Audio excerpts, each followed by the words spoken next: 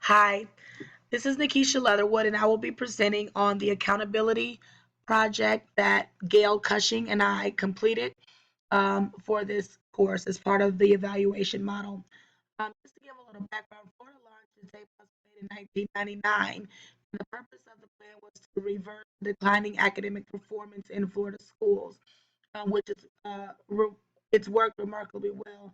Since, since the launch, many schools have achieved academic averages well above national averages in reading and math. The Hispanic and African American students are narrowing the achievement gap for the first time, and that is found under the foundation of Florida's future. Test scores are rising and students are learning. However, many schools are still struggling. Alta Vista Elementary School, the school of which I am a principal, is located in Haines City, Florida. And for the 2015-16 school year, earned a school grade of D, which is 283 points.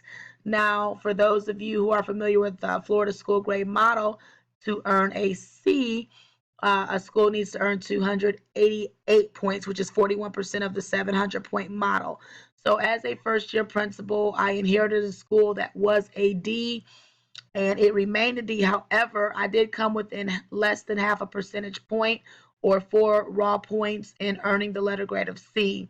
So, to aid in combating the overall low score, I worked with my leadership team. I designed and implemented an accountability program for using logs for the paraprofessionals and exceptional student education or ESE inclusion teachers to complete and use on a daily basis to account for their time they spend helping students at the school. Now, the goal of the program answered three main questions. The first question asked was I wanted to know, was the paraprofessional and inclusion teacher accountability, did it serve to increase overall student achievement within the school? Now, I don't have that information as of yet. I am awaiting test scores, which may be in one day next week or the week after. The second question I wanted to know was has the accountability log served to increase the time on task? As a first year principal last year, I did notice that I was not able to keep a good watch on all of the paraprofessionals and ESC inclusion teachers to know exactly where they were at all times, and I knew that that was ineffective. And I also wanted to know, were the accountability logs served to increase the effectiveness of the paraprofessionals at the school? Now, what you actually see in front of you, I'll go over in a moment, are the actual surveys that was used, where our solicited feedback from the teachers and the paraprofessionals and inclusion teachers. The report presented will be based on those results. So, in order to understand where individual staff members' thoughts were and to lay the groundwork for an effective accountability log program, teachers and paraprofessionals were asked to take part in a Google survey. So, the questions asked of each group were, so first of all, when we look at the teacher group right here, I wanted to know how many paraprofessionals or ESE inclusion teachers were assigned to them each day. I wanted to know how many time blocks did that consist of. Now, keep in mind, I created the schedule, but at this time, I'm evaluating their knowledge of that schedule and their perception. How did they select? I wanted to know, how did they select which students were to be worked with by the paraprofessional or ESE inclusion teacher? What type of activities were primarily assigned? This will help to understand what they did this year as well as to strengthen the program for next year.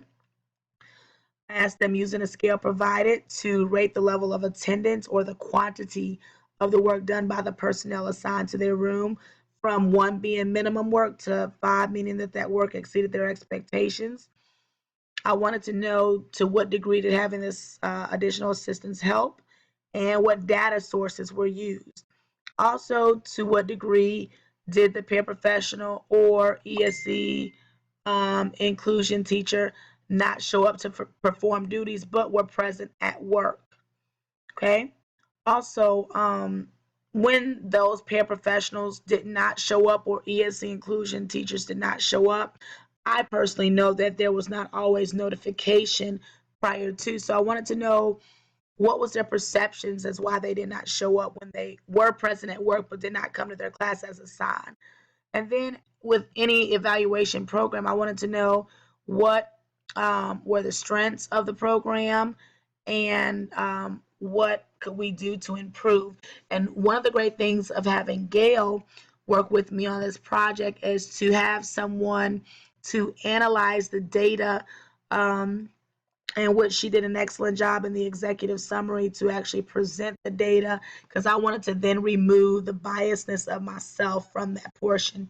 So having Gail uh, with that was great. The questions asked of the paraprofessionals were basically the same.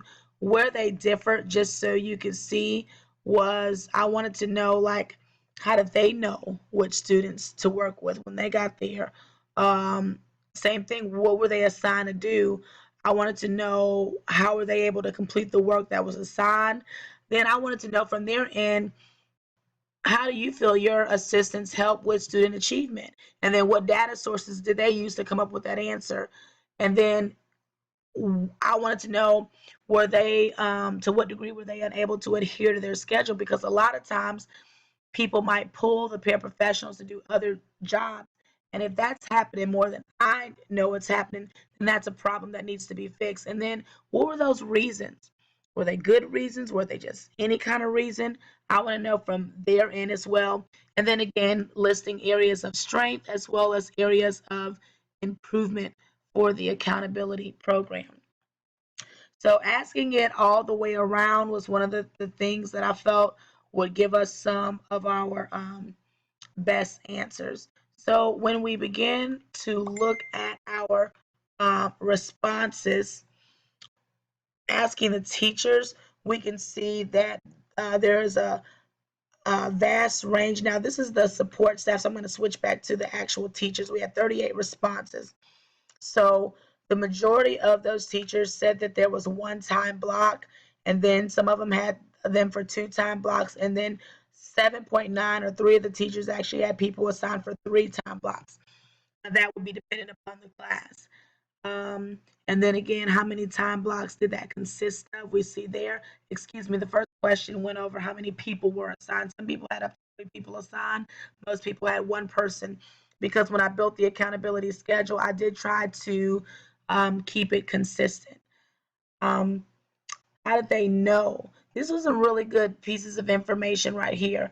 We wanted to know, how did they know which students were to be worked with? When we look here, and I'll kind of just scoot this over so I can show you it here. How did you know which students were to be worked with? The teacher said they use assessment data. Excellent choice there. 10 people put that they use the IEP or the weekly test scores in their selection process. Some use their STAR data, which is a reading platform through Renaissance. And 8 teachers said that the ESC students work with ESC teachers, and the paraprofessionals. And then, strangely, some people had no comment as to what they did. So we want to look at that carefully. What type of activities were assigned? We see that there was reading and math, 46%, small group instruction, 32%, and then 16% said something other. 2 people again did not give an answer. So from the data, it can be concluded that the majority of the teachers work with reading and math. As we look down using the scale provided, rate the level of attendance, we can see that the majority of the people, so 22 and 8, 30, said that the work exceeded the expectation. So we know we're going in the right track there.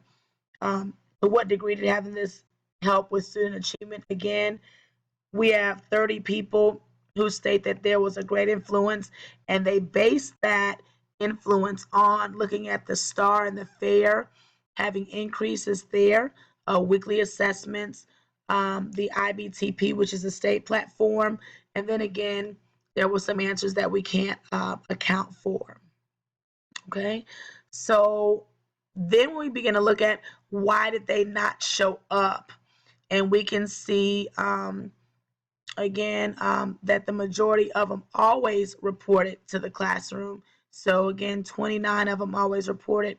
However, we do have 3 people who are saying that people weren't reporting, maybe 4 right there. Okay. So when asked what was the perception of why they were showing up, many said they were assisting somewhere for various reasons. So they really did not know.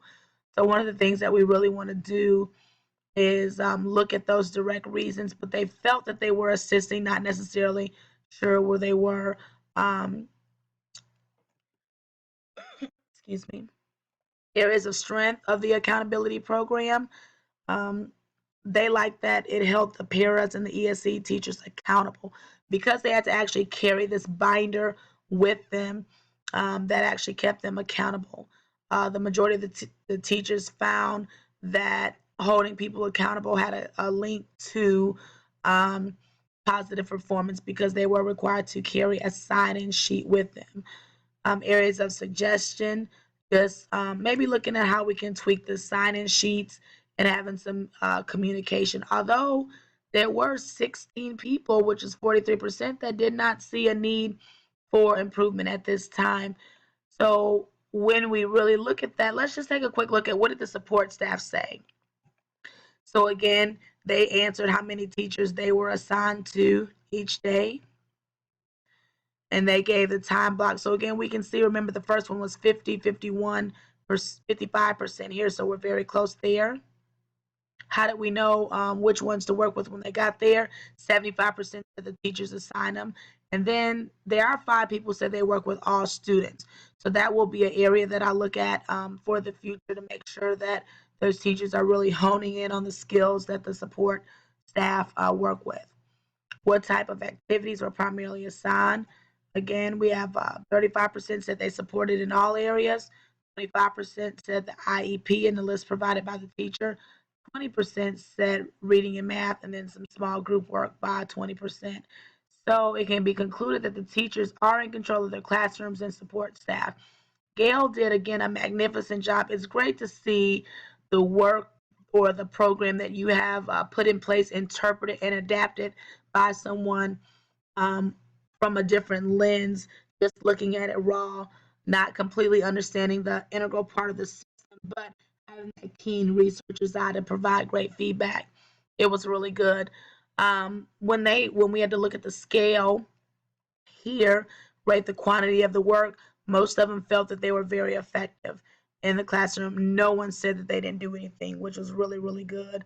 And again, out of those who answered, all of them felt that they had, medium to very high influence on student achievement, and they looked at student gains and assessments on the test. To what degree were they unable to adhere to their schedules? And most of them said that they were minimally pulled away. So again, most people are not being pulled away, but if they were being pulled away, again, they were assisting somewhere else. So we want to look at those reasons so that we can better help with the program. And the paraprofessionals themselves and the ESC teachers were very creative with their improvement statements, but the majority agreed that there needs to be more accountability within the program. They felt that the classroom teachers should sign off on them after they were done with classes versus before. Now, that in and of itself is a very, very telling aspect. I am concerned as to why. I know sometimes teachers just want to get it over with. They look at many things as compliance, but the parents themselves feel useful. Therefore, don't just sign as soon as I come in and out, but wait till I'm done and I've actually done the work. Um, and they like the structure of the system. So when we really overall look at it, we can see that the accountability program at Alta Vista is exhibiting a positive trend. Now, I just kind of want to show other few pieces of data here or artifacts. So when you actually look at the master schedule, I have here the instructional support schedule. So you will see when we look at kindergarten, there were 5 kindergarten teachers. Now, this is the math area, and it might be a little difficult for you to see, so I'll blow it up a little bit. But these were the people that were assigned. So each teacher every day had someone for 30 minutes. Blue is the math. That would help them here.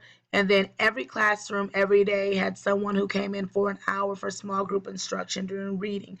So I know that someone was assigned to take this project to the next level, is to ensure that the what they're working on is the right thing. This is first grade. First grade had someone for an hour every day during reading and then an additional 30 minutes. And I tried to make sure that it was the same person in most cases working, not always. So you would see here that Mr. Flores worked with Miss Green, but later she would have Miss Gonzalez. However, Miss Seaford had Miss Rivera both times. Miss Sparkman had Miss Caballero. Miss Guzman had Miss Martinez. But then with Koneman, she would have Sanchez, then White, and then Melendez would have Dramer here and Victor. So that's why we would see some differentiation in those answers. Again, looking at the daily schedule, this is second grade. Second grade only had one person for that hour during reading. Now, third grade, we would start going into our departmentalized schedules. So what we would do is we would have two teachers start off with small group, and then two teachers start off with small group the second time, and then they would end with small group. So you would see how Maggart would serve Holbrook for 60 minutes, then she would go serve Lane.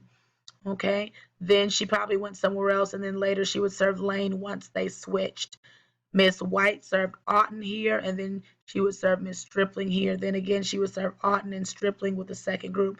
Now, the reason that with Holbrook, she was self-contained. We had 7 units, so she only needed a person one time. Then we see also there was some math service as well with third grade. My colors are all coordinated with the subject areas. Fourth and fifth grade, we would see here that in the morning, fourth grade had someone for an hour, and then later in the afternoon, when that same teacher taught fifth grade, they would have a person and then follow up a little bit for writing. And here also, so everywhere where you see these blocks of time on the master schedule, that actually shows those people where they went in and where they served. Everything with this schedule is actually linked to the school improvement plan for accountability. And I can say that as a principal, finishing my second year versus my first year, I was much more aware of the whereabouts of the staff. Everyone seemed to have given their very best and worked extremely hard. And even if the accountability system, let's just say, was 75 to 85% effective as far as what it was intended to do, that's 75 to 85% of effectiveness that I did not have in place last year. So as we know that the scores are currently being calculated, we are waiting for that final release. I have prayed and called out unto the Lord and done everything that I could within my power, even working without an assistant principal for the last 2 months and a great deal of time last school year. Gail knows my story. She's prayed with me and shared with me. But we are hoping to hit that 288 points or better to kind of get that D lifted off our back to get some relief. The teachers need to celebrate. The students need a break. The parents, our community deserve a good performance school. It is not easy, but the work is so worth it. So thank you all for taking the time to listen to our project and looking at the accountability system and seeing actually what it did. Now there's just one more piece. It's kind of lengthy, but this project really in and of itself is the culmination of 1 year's worth of work. Just want to show a few artifacts. This is actually part of the overall plan. This is what the actual schedule looked like. So the person's name will go up here and the date, and their whole schedule was broke down. They would have to show up to a teacher's room. The time would be filled in here. They were required to write down who they worked with and what they worked on, and as they left that room, the teacher would have to sign it. At the end of the week, it had to be turned in their binder. They signed it. The assistant principal and myself signed it and also dated it. This was a worthy project. These are pieces where it actually was part of the school improvement program. Additional positions were bought out of Title I funds so that we could have a model in place to provide all of this coverage. Goals here are in place. This was actually part of my deliberate practice. And again, my anticipated gain was by monitoring the instructional model we have in place with Fidelity. I hope to learn how strategic instructional alignment with robust and rigorous instruction correlates to student achievement in academic areas. So I was very, very deliberate with this plan. We carried it out, and we are hoping to have great results. And I hope to be able to share those with you all. Thank you and be blessed. And thank you, Gail, for your relentless help in helping see this work come to fruition. Have a blessed day. Thank you.